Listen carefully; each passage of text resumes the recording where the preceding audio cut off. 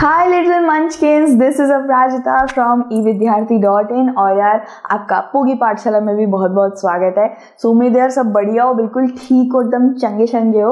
और जैसा आप जानते हो गाइस कि चैप्टर नंबर 8 कर रहे थे यार हम लोग आपकी सिविक्स की किताब से, जो था शर्ट इन द मार्केट। सो इसका एक छोटा सा इंट्रोडक्शन यार मैंने करवा दिया है। If you haven't watch it, go watch it, फिर कमिंग इन। ओके, सो आज का जो टॉपिक है यार वो बहुत ज़्यादा इंटरेस्टिंग सा टॉपिक है, क्योंकि स्टोरी बेस्ड टॉपिक है।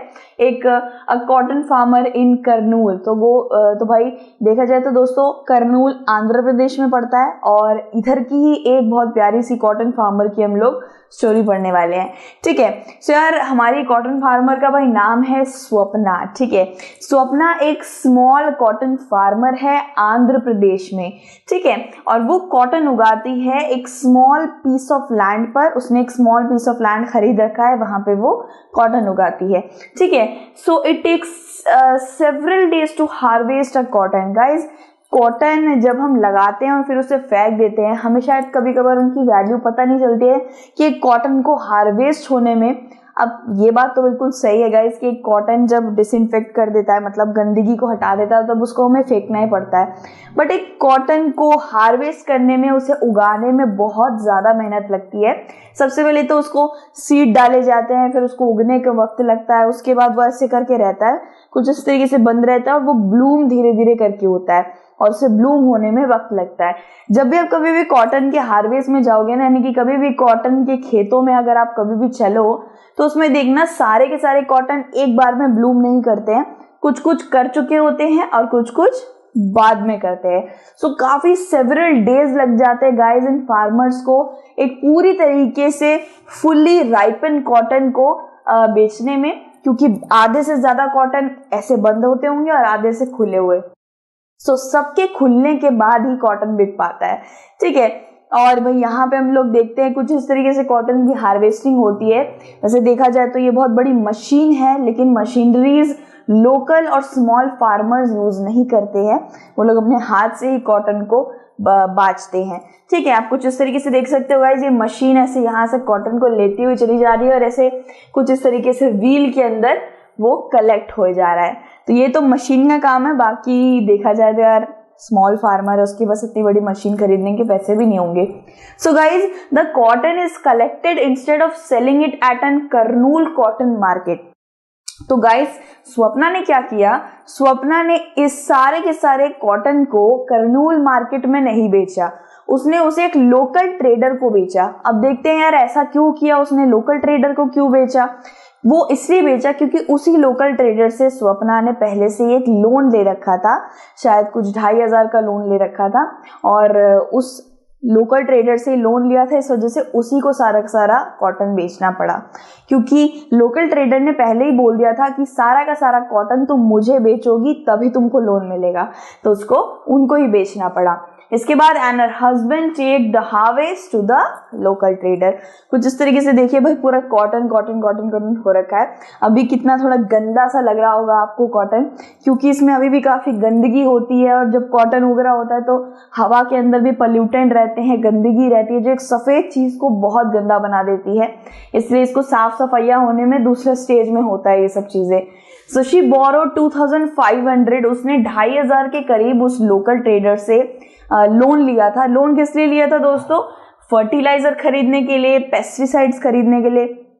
गाइस, खेती बड़ी मुश्किल होती है यार, और फर्टिलाइजर, पेस्टिसाइड, मैन्योर, वैसे तो मैन्योर बनाया जा सकता है साग सब्जी सड़ी हुई चीजों से, गोबर वगैरह से। मैन्योर तो कोई बड़ी बात नहीं, बन जाता है, लेकिन फर्टिलाइजर, ये मतलब खाद वगैरह, और कीड़े ना पड़े खेत के अंदर, उन सबको हटाने के लिए अलग से सब चीजें खरीदनी ही पड़ती हैं। सो इसके लिए उसने लोन लिया था लोकल ट्रेडर से। ठीक है, in the return for this, यहाँ पे कॉटन सीड्स है गाइस, कुछ इस तरीके से कॉटन सीड्स होती हैं सफेद कलर की, इन्हीं को डाला जाता है। और यहाँ पे भी आप देख सकते हो एक और कुछ इस तरीके से ब्लैक सॉइल है, कोई एलुवियल सॉइल है ये, और उसके अंदर कॉटन को लगा दिया जाता है। कॉटन ज्यादातर गर्मियों में उगता है।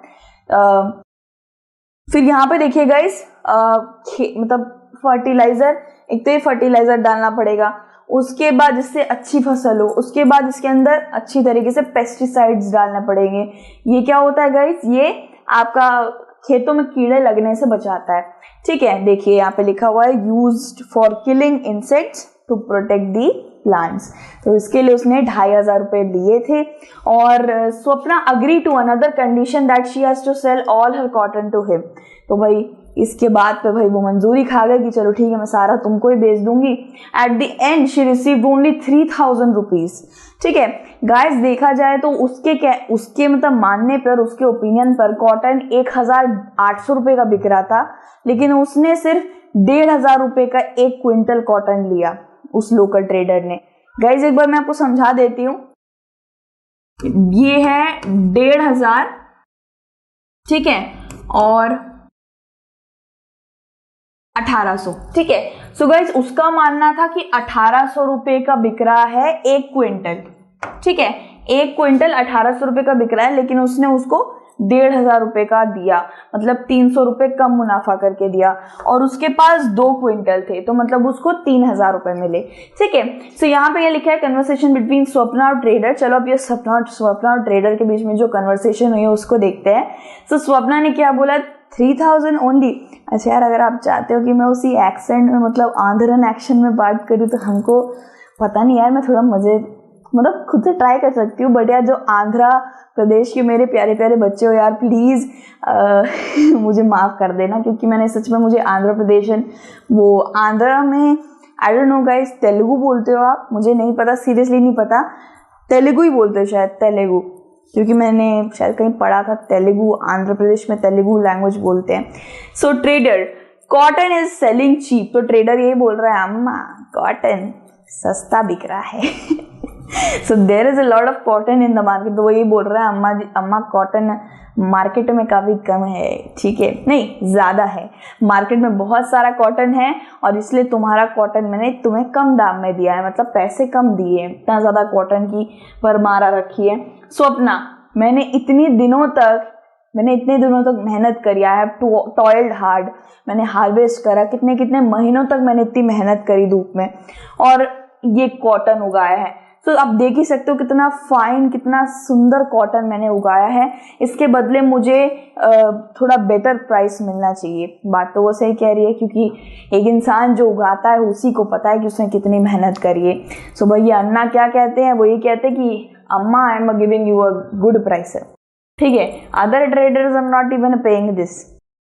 Okay, so you can check at the Kurnool market if you do not believe me. तो भाई वो यही कह रहा है कि कर्नूल मार्केट में जाके पता कर लो, अगर तुम्हें विश्वास नहीं है। ये क्या हो गया, ये क्या था, फ्लैश, ओ माय गॉड, ये फ्लैश आया आपका अचानक से। भाई मैं तो 2 मिनट के लिए हद्दी हो गई थी। सर कर्नूल मार्केट में उसने यही बताया कि यार कर्नूल मार्केट तुम गई नहीं, मेरे पास आ गई। अगर तुम्हें लग रहा है कि कर्नूल मार्केट में ज्यादा रेट मिल रहा है, जाके वहां चेक कर लो, अगर मेरे से बिलीव नहीं हो रहा है तो। So don't be angry, how can I doubt you, how can I doubt you? I had only hoped that we would earn good money from you, from cotton crop to last us few months. So guys, Swapna यही बोल रही है कि गुस्सा मत होइए, मैं आप पे कैसे शक कर सकती हूँ। मैंने ये सोचा था कि जितने ये लास्ट मंथ में, जितना ये मैं अभी कमाऊंगी, उतना कुछ महीने चल जाएगा, मेरे लिए अच्छा होगा। कॉटन कितना सुंदर लग रहा है ना गाइज, ये देखो कुछ इस तरीके से गाइज, ये बंद रहता है, उसके बाद ये ब्लूम कर जाता है। इतने सुंदर सुंदर चीजें उगाते हैं यार हमारे देश के लोग। So Swapna didn't argue as the trader was powerful man.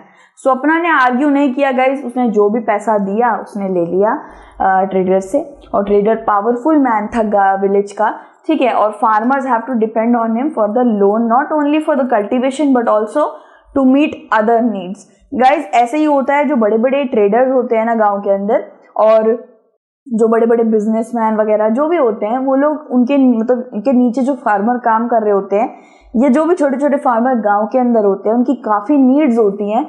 So guys farmer का कुछ इस तरीके से चलता है कि कभी कभी किसी मंथ में बहुत ज्यादा खेत खराब होते हैं, बहुत ज्यादा नुकसान हो जाता है, तो ये छोटे फार्मर इन्हीं ट्रेडर्स के ऊपर डिपेंड रहते हैं, सिर्फ और सिर्फ कल्टीवेशन की चीजों के लिए नहीं, फर्टिलाइजर, मैन्यूअर, इनकी चीजों के लिए नहीं, बल्कि इनके बच्चों की स्कूल की फीस भी जाती है। अगर कोई बीमार हो गया तो इन्हीं बड़े बड़े लोगों से ये लोग लोन लेते हैं, इसीलिए इन पर डिपेंड रहना पड़ता है और इनसे आर्ग्यू वगैरह नहीं कर सकते। और हाँ, एक बात मैं और बताना चाहती हूँ गाइस, स्वप्ना को 6,000 रुपये मिले थे, लेकिन उसने 2,500 रुपये का लोन लिया था ना, इंटरेस्ट के साथ उसने 3,000 रुपये काट लिए उसके 6,000 में से, और सिर्फ उसे 3,000 ही दिए, इसीलिए वो गुस्सा हो रही थी, इसलिए उसको काफी बुरा लग रहा था। There are times in the year जब कोई काम नहीं रहता, कोई इनकम नहीं रहती है फार्मर्स के लिए। गाइस, फार्मर्स की लाइफ सच में बहुत खराब होती है, देखा जाए तो खराब नहीं, एट द टाइम मैं यही बोलूंगी कि बहुत ज्यादा एडवर्स परेशानियां उनको झेलनी पड़ती है। शायद इससे ज्यादा तो मतलब वो कोई और काम भी कर सकते हैं, बट आई थिंक जो उनका पेशा है, बहुत टाइम से एंसेस्ट्रल वर्क वो जो करते आ रहे हैं, खेती वगैरह, अगर वो भी किसी और पेशे में चले गए तो शायद हमारे पास ये खूबसूरत चीज़ें जो खेतों से आ रही है कभी नहीं आ पाएंगी। अगर सेब, अंगूर, अनार, ये सारी चीज़ें बननी ही बंद हो जाए, लोग भी हमारी तरह कॉर्पोरेट वर्ल्ड में आ जाए, तो शायद हमारे मुंह में कुछ भी नहीं आएगा, हम लोग खाना ही नहीं खा पाएंगे। सो गाइस, खेती करना उनका कर्तव्य भी होता है कि नहीं, मैं खेती ही करूंगा, लेकिन आई थिंक ये गवर्नमेंट का काम है, ये गवर्नमेंट की ड्यूटी है कि जितनी भी फार्मर्स हमारे वर्ल्ड में है, या मतलब हर गवर्नमेंट का काम है, अभी इंडिया को लेके चलते हैं, जितने भी फार्मर्स हमारे इंडिया में हैं, सबको अच्छी रकम प्रोवाइड कराना, सबको बढ़िया से बढ़िया एक अच्छी अच्छी योजना लेकर आना, तो ये गवर्नमेंट का काम है, ठीक है। सो यहाँ पे ये बताया कि उनको मनी बोरो करना ही पड़ता है और भी नीड्स के लिए, उनको जैसे बच्चे बीमार हो गए, स्कूल फीस देनी है वगैरह वगैरह। सो ये थी एक स्मॉल फार्मर इन कर्नूल की, कर्नूल आंध्र प्रदेश में। याद रखना, कहीं से भी कुछ भी भाई क्वेश्चन आ जाता है कि कर्नूल कहाँ पे है, स्वप्ना कौन थी वगैरह वगैरह। ये स्टोरी आपको कैसी लगी मुझे ज़रूर बताना कमेंट बॉक्स के अंदर। ये भी बताना कि आंध्र प्रदेश से भाई कौन कौन है जो मुझे अभी देख रहे हैं। और इसके बाद वाला जो टॉपिक होगा गाइस, वो है the cloth market of Erode, ठीक है। ये वाला टॉपिक हम करेंगे दूसरी वीडियो में। तब तक के लिए आप अपना ध्यान रखिए, स्टे सेफ, स्टे हेल्दी और keep smiling always. So good luck and God bless you, bye.